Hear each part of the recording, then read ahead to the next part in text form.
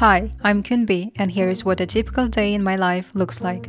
Today, it's minus 48 degrees Celsius. For most people, it's hard to imagine, but for me, it's just another winter day.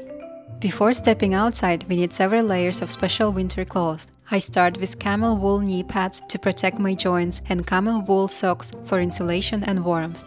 Then, I put on insulated padded trousers and a light jacket under my down jacket. Wearing two jackets is essential for me when it's below minus 45 degrees Celsius. My down jacket designed for extreme weather is filled with thick insulation like goose down. Keeping your head, hands, feet and neck warm is crucial. My mittens feature traditional Yakutian beaded patterns combining style and warmth. I also wear Yakutian fur boots, which are essential since regular boots will freeze in minutes. Okay, now I am fully geared up and ready to step outside. It takes quite a bit of effort and a lot of time to just get dressed for the cold. Sometimes even a quick trip to the grocery store feels like a huge task in weather like this. I live in an apartment building and our entrance is protected by two heavy doors to keep the cold from creeping in. It's completely normal in Yakutia to have 2 or even 3 doors to block out the cold. When you step outside, the icy air hits your lungs like a shock, making it difficult to breathe. The freezing dry air irritates your airways and the dense cold feels heavy with every breath.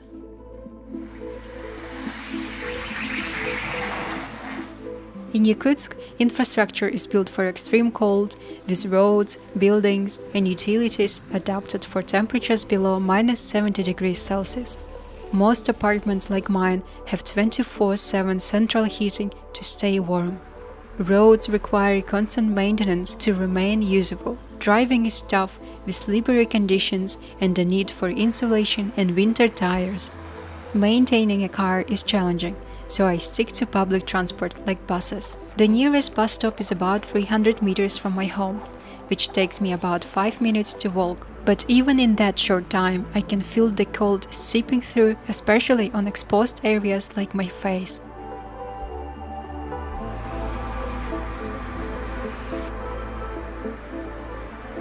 This is my bus stop, right in front of our local cinema. Yakutia's cinematography is considered some of the best in the country. Despite our small population and extreme weather, filmmakers from Yakutia have gained worldwide recognition. Many of you might be wondering how we are managing to film in these freezing conditions. Let me introduce you to my cameraman, Kim. Today we are using 3 different cameras to capture everything. Why so many? In temperatures like this, cameras freeze quickly, so we rotate them. Each one is used for a maximum of 10 minutes before being placed back into a warm bag while we switch to another. Even we can only stay outside for about 15 minutes at a time before we have to rush back indoors to warm up. Filming here is no small feat. Cameras can malfunction and every moment is a race against the cold.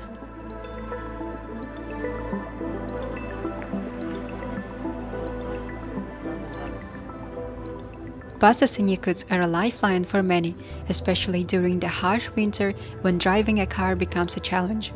They are usually well heated, providing a much-needed escape from the freezing cold.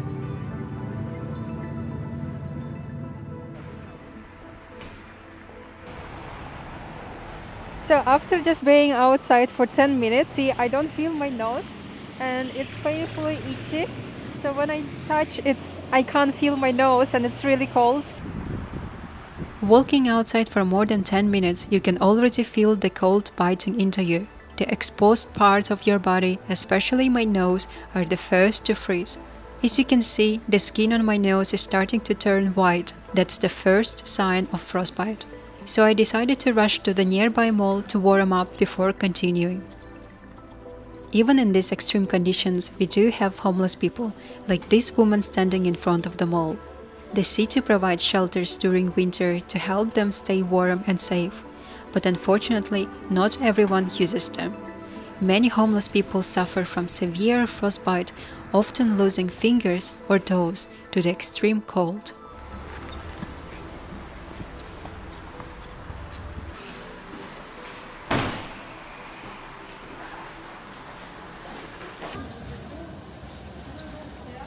In Yakutsk, we have wardrobes in malls, cinemas, and theaters where people can leave their heavy jackets. It's impossible to walk around comfortably in a heated building while wearing a thick down jacket, and even moving in a padded trousers is a challenge. These wardrobes make it much easier to walk indoors after braving the cold outside. In Yakutia, we don't have big malls with lots of brands like in Central Russia.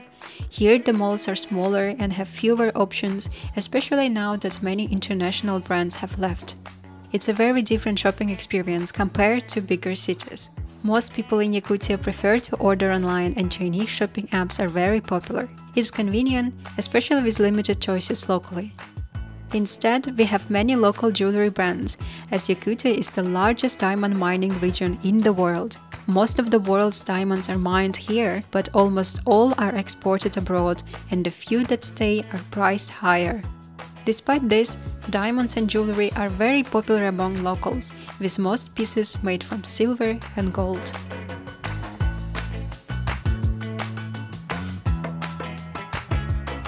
Malls are social hubs in Yakutia, where people gather not just to shop, but to escape the cold and spend time together. With limited outdoor activities during winter, they are a place to meet friends, enjoy a warm meal, or let kids play while staying out of the freezing weather. Another unique shopping experience in Yakutia is the local fur brand. Yakutia has been a center of fur exports for centuries. During the Russian Empire, high-quality furs like sable, mink, and fox were sold across Europe, mostly sourced from Yakutia. Known as soft gold, these furs were prized for their luxury and durability. Women here often shop for fur coats, as they are not just a luxury, but a necessity. Even my 2 jackets will not be enough to handle the extreme cold for long, but a fur coat provides unmatched warmth and protection against the freezing temperatures. The price of fur coats starts at $6,000 and go up to $17,000 for a sable coat. But of course, with such high prices, not everyone in Yakutia can afford one. Many women save for years to invest in one.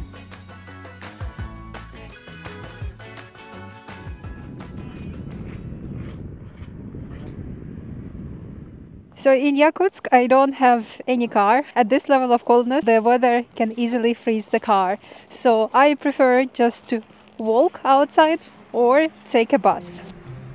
I've never owned a car in Yakutia, it's just too much effort.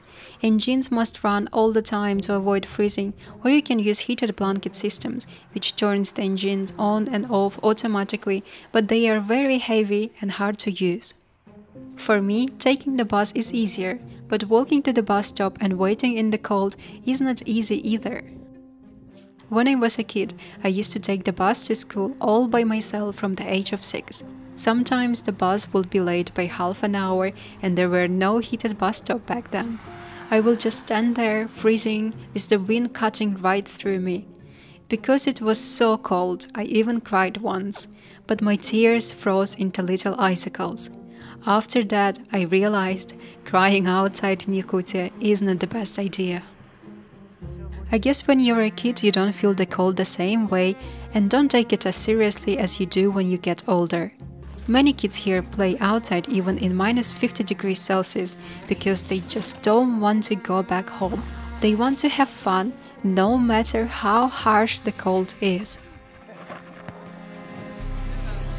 Using phones outside in Yakutia is a challenge, so we don't rely on them much. We only take them out if absolutely necessary, as the cold drains the battery or shuts them off. Phones here are more for emergencies and casual use.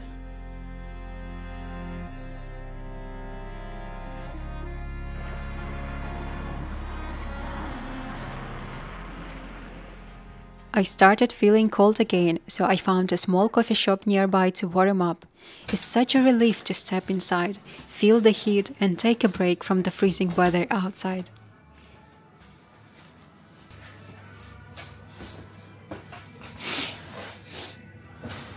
Тушь полностью у меня растеклась, история.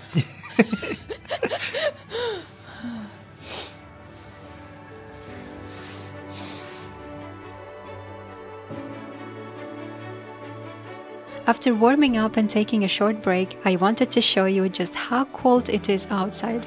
I asked for a cup of hot water from the coffee shop to demonstrate something incredible: how hot water instantly turns to ice when thrown into the freezing air.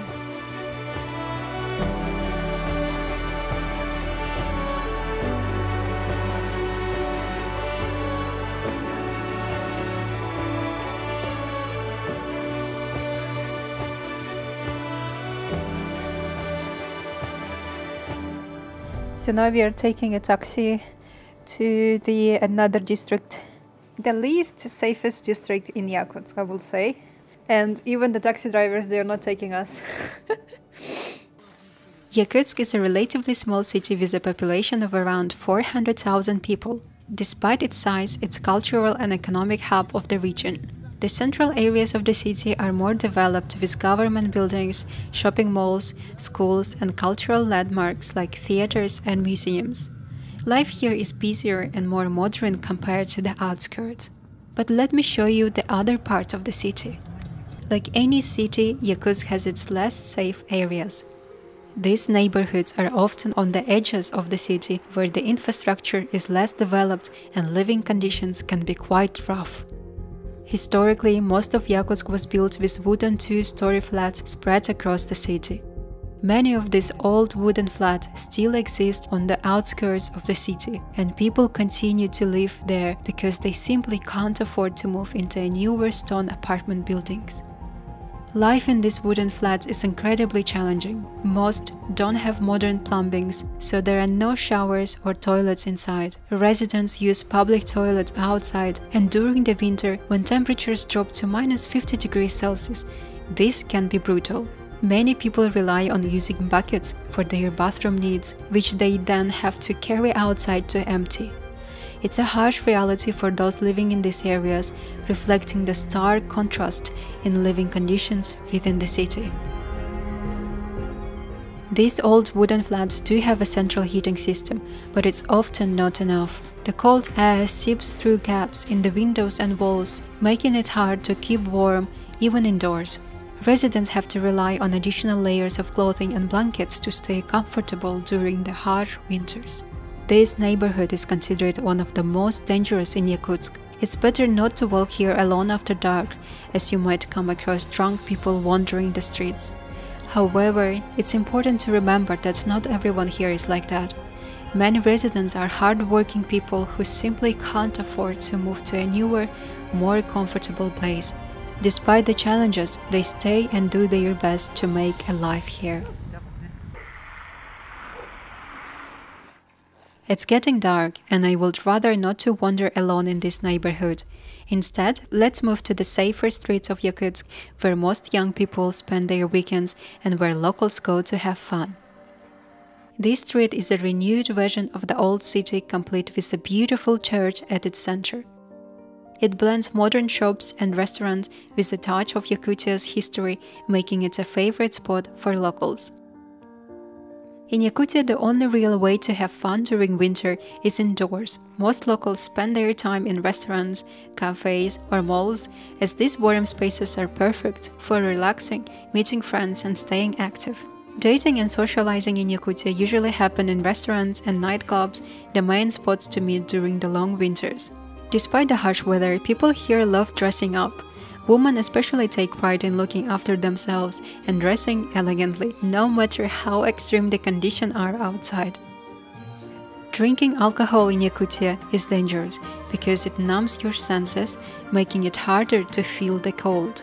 Sadly, there have been many tragic incidents where people, after drinking too much, fall asleep outside and freeze to death. This happens especially often during the New Year celebrations, when temperatures are at their lowest and people spend more time celebrating and drinking. It's a harsh reminder of how unforgiving the extreme cold can be. So this is how one of my day looks like in the coldest city on earth, Yakutsk. I hope you enjoy it and stay warm. Now I am going back home because I feel really cold. Bye!